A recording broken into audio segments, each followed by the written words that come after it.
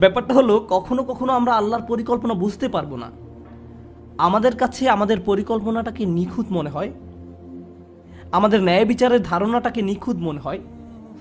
কেউ হয়তো আপনার সাথে অন্যায় করছে, মিথ্যা বলছে বা প্রতারণা করছে, আপনাকে অপমান করেছে, আপনার নামে কুৎসা রটিয়েছে, কিন্তু আপনি দেখতে পাচ্ছেন সে খুব মনের সুখে চিকেন বিরিয়ানি খাচ্ছে।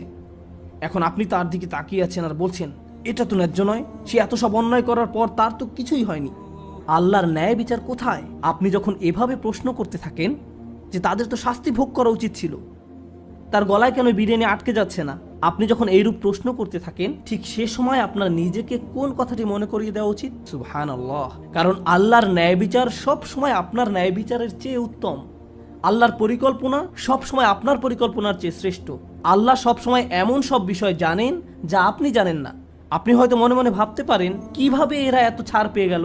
ভাবছেন আল্লাহ হয়তো কোনোভাবে তাদের ছেড়ে দিয়েছেন, কিন্তু এভাবে চিন্তা করার অর্থ হলো আপনার মাথায় কোনো এক জায়গায় এই চিন্তাটা ঘুরপাক খাচ্ছে যে আল্লাহ ন্যায় বিচার করেননি। আর যদি মনে করেন আল্লাহ ন্যায় বিচার করেননি, আর সেজন্য এই চিন্তা থেকে একটু পেছনে সরে এসে আপনাকে বলতে হবে, সুবহানাল্লাহ, হে আল্লাহ, আপনি নিখুঁত, ত্রুটিহীন, আপনি পবিত্র। বুঝা গেল?